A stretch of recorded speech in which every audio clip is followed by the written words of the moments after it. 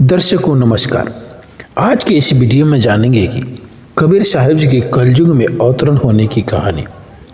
तो इस वीडियो को अंत तक जरूर देखें। वीडियो को लाइक और चैनल को सब्सक्राइब करें। यदि इस वीडियो में कोई त्रुटि हो तो हमें ज़रूर बताएं, उसे सही करने का पूरा प्रयास करेंगे। दर्शकों, यह कहानी है 15वीं शताब्दी की, जिस समय भारतवर्ष में पाखंड अपने चरम सीमा पर पहुंच चुका था। उस समय परमात्मा ने इस संसार में आने की सोची और इस कली काल में परमात्मा ने विक्रम संवत 1456 की ज्येष्ठ पूर्णिमा को सोमवार के दिन ब्रह्म मुहूर्त में अपने निज धाम सतलोक से चलकर काशी में लहरतारा तालाब में कमल के फूल पर शिशु रूप में प्रकट हुए। यह समय मानव जाति के लिए सबसे शुभ और कल्याणकारी दिन था। उस दिन भगवान शंकर की पूरी काशी में स्थित लहरतारा तालाब में परमात्मा कबीर साहिब जी का अवतरण हुआ। तालाब के तट पर बैठे स्वामी रामानंद जी के शिष्य अष्टानंद जी आसनबद्ध ध्यान मगन थे, परमात्मा का चिंतन कर रहे थे। अचानक आकाशीय बिजली चमकने जैसा आभास हुआ। अष्टानंद जी ने परमात्मा को सतलोक से आने की लीला को देखा कि गगन मंडल से सैकड़ों सूर्य के समान चमकता हुआ एक प्रकाश पुंज नीचे उतरकर सरोवर में विकसित एक श्वेत कमल के पुष्प में विलीन हो गया। उस विस्मयकारी अलौकिक घटना को देखकर अष्टानंद जी पल भर के लिए आश्चर्यचकित हो गए। फिर उनका मर्म जानने के लिए वहां से चलकर अपने गुरु स्वामी रामानंद जी के पास गए। उनसे प्रकाश पुंज के गगन मंडल से उतरकर कमल के पुष्प में विलीन होने की बात बताई, जिसे सुनकर स्वामी रामानंद जी ने खुश होकर गद्य वाणी में कहा कि वह प्रकाश पुंज का आकाश से उतरकर कमल के पुष्प में विलीन हो जाना, यह जरूर परमात्मा का कोई चमत्कार है, जो बहुत जल्द ही सबके सामने प्रकट हो जाएगा। आखिर में ऐसा ही हुआ। कमल के पुष्प पर विलीन हुआ प्रकाश पुंज बालक का रूप धारण करके सदगुरु कबीर साहिब के नाम से जगत में प्रसिद्ध हुआ। जिस समय सदगुरु कबीर साहिब जी का काशी लहरतारा तालाब में प्रकट हुए थे, उस समय संपूर्ण पृथ्वी पर परम शांति का आभास होने लगा था। उसी शुभ दिन में काशीपुरी में रहने वाले नीरू नामक एक जुलाहा अपने धर्मपत्नी नीमा का गौना कराकर ससुराल मड़वाडीह ग्राम से अपने निवास स्थान नरहरपुर नीरू टोला के लिए आ रहे थे। ज्येष्ठ मास की बेला में गर्मी अधिक होती है। थोड़ी देर विश्राम करने की इच्छा से नीरू ने अपने पत्नी नीमा की पालकी को सरोवर के तट पर घने वृक्ष की छाया में रुकवा दिया। साथ में आए अपने संबंधी अमकाहारों को पालकी के पास से हटाकर पत्नी नीमा से कहा कि प्यास लगी हो तो सरोवर में जाकर अपनी प्यास बुझा लो। इस पर नई नवेली दुल्हन नीमा ने पालकी से उतरकर सरोवर के ठंडे जल में मुख मार्जन किया। तभी उनको किसी बालक की मधुर किलकारी सुनाई पड़ी। किलकारी सुनकर नीमा ने अपनी दृष्टि चारों तरफ दौड़ाई तो अलौकिक छटा वाला एक नवजात शिशु कमल के पुष्प पर लेटा किलकारी मारता हुआ नजर आया। उस दिव्य स्वरूप मनोहारी बालक को नीमा देखी तो देखती ही रह गई। बालक की अनुपम छटा के कारण उनके अंदर मातृत्व की भावना जाग उठी और ममता से वशीभूत होकर बालक को गोद में उठाने के लिए वे जल में प्रवेश कर गई। और वे बालक के पास पहुंची तो देखी कि बालक पुष्प पर लेटकर किलकारी मारता हुआ हाथ पैर चला रहा था। किसी दैवीय आकर्षण की डोर में बंधी नीमा ने आगे बढ़कर बालक को पुष्प से अपने गोद में उठा लिया। दूसरी तरफ पालकी के पास बैठे नीरू अपनी पत्नी नीमा के आने का इंतजार कर रहे थे। अधिक देर हो जाने पर जब नीमा वापस नहीं लौटी तो वे खुद ही सरोवर के किनारे पर पहुंचकर और यह देखकर चौंक उठे कि नीमा नवजात शिशु को गोद में उठाए जल के बीच खड़ी है और बालक को अपलक नेत्रों से देख रही है। उन्हें किसी बात की सुध बुध नहीं रह गई कि ये मंजर देखकर नीरू ने पास जाकर नीमा का ध्यान तोड़ते हुए बालक के बारे में पूछा कि यह किसका बालक है, तुमको कहाँ से मिल गया।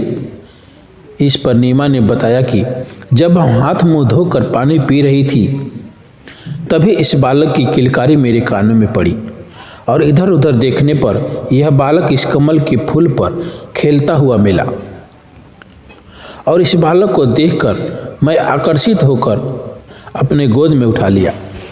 तब नीरू ने उनसे कहा कि बालक जरूर किसी फरिश्ते, जिन अथवा किसी देवता का है, क्योंकि मानव जनित बच्चों में इस प्रकार की अलौकिक कांति नहीं होती है। इस बच्चे को वापस कमल के पुष्प पर डालकर फौरन यहाँ से हट जाओ, नहीं तो फरिश्ता या जिन जिसका यह बच्चा है वह नाराज हो सकता है। लेकिन नीमा के हृदय में बालक के प्रति स्नेह और ममता उमड़ चुकी थी, इसलिए वे उसे घर ले चलने की बात कहने लगी।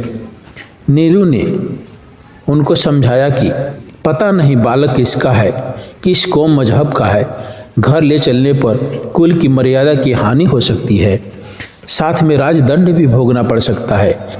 लेकिन नीमा बालक को किसी भी कीमत पर वहां अकेला नहीं छोड़ना चाहती थी और घर ले जाने की जिद करने लगी, जिससे पति पत्नी दोनों के बीच बालक को लेकर वाद विवाद होने लगा।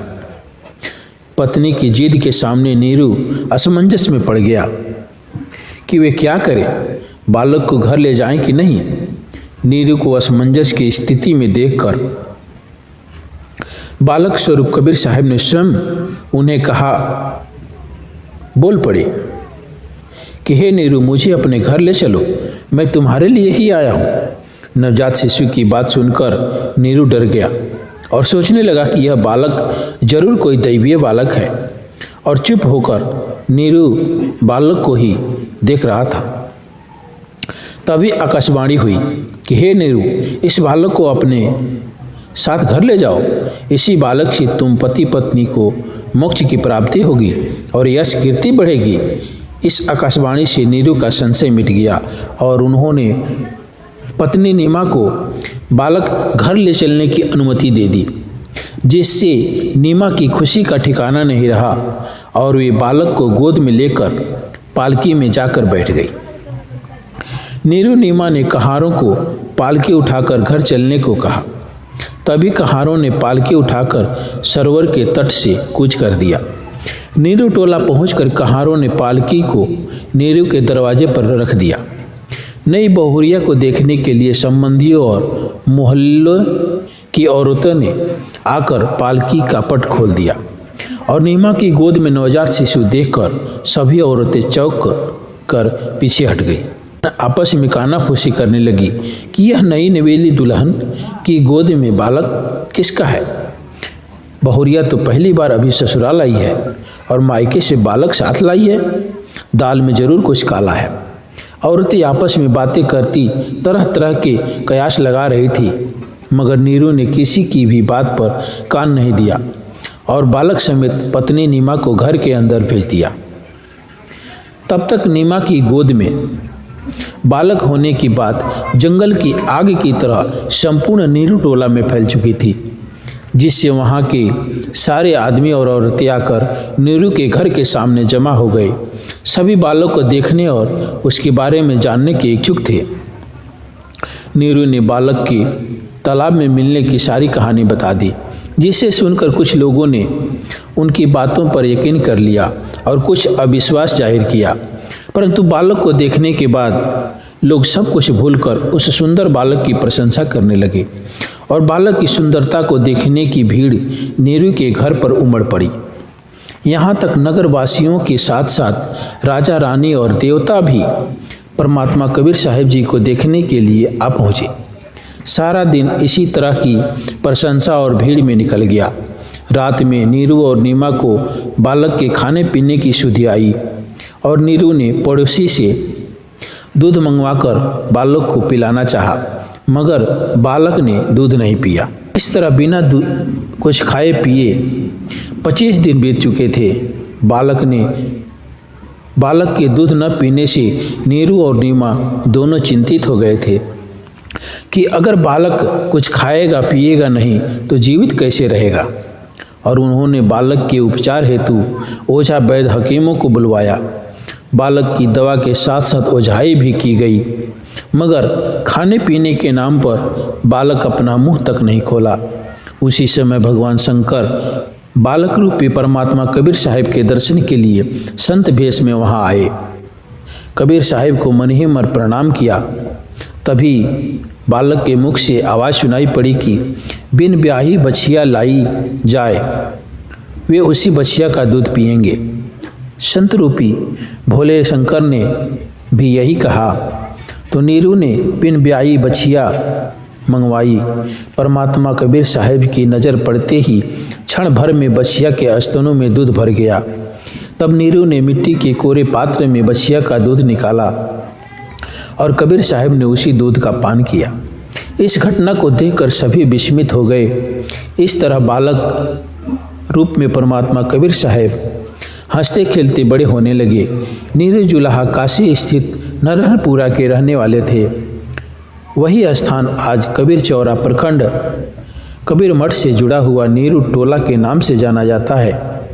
नीरू की ससुराल मंडूर गांव थी, जिसे वर्तमान में मड़ुआडीह के नाम से जाना जाता है, जो वाराणसी अंचल के दक्षिण संभाल में पड़ता है। मड़ुआडीह ग्राम में आज भी एक कोरी जाति के लोगों का टोला है। उसी टोला में मंगरू कोरी का मकान था। मंगरू नीमा के पिता और नीरू के ससुर थे।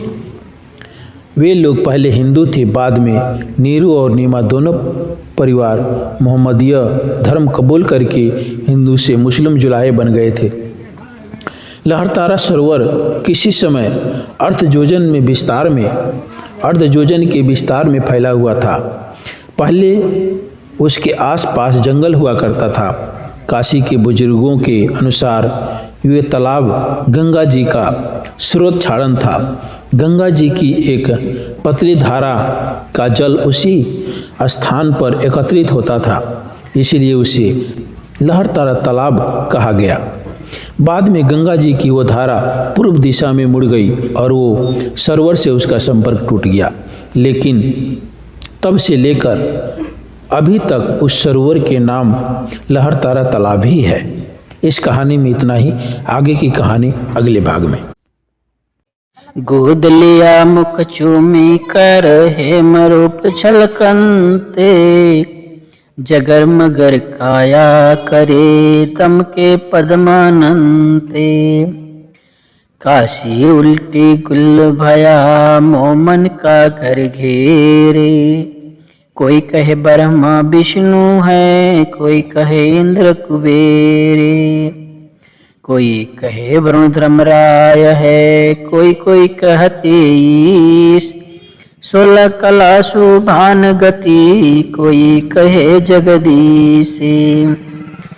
भक्ति मुक्ति ले उतरे मेटन तीनों तापे, मोमन के डेरा लिया कहे कबीर बापे। दूध पीवे नान वखे नहीं पलड़े झूलंत, अधर अमान ध्यान में कमल कला फूलंते। टूनी कहे यह देव है, देव कहे है ईसे, ईश कहे पर ब्रह्म है, पूर्ण विश्व बीसे। शिव उतरे शिवपुरी से, अविगत बदन विनोदे, माँ के कमल खुशी भये, लिया ईश को गोदे। नजर नजर से मेल गई, किया ईश प्रणाम।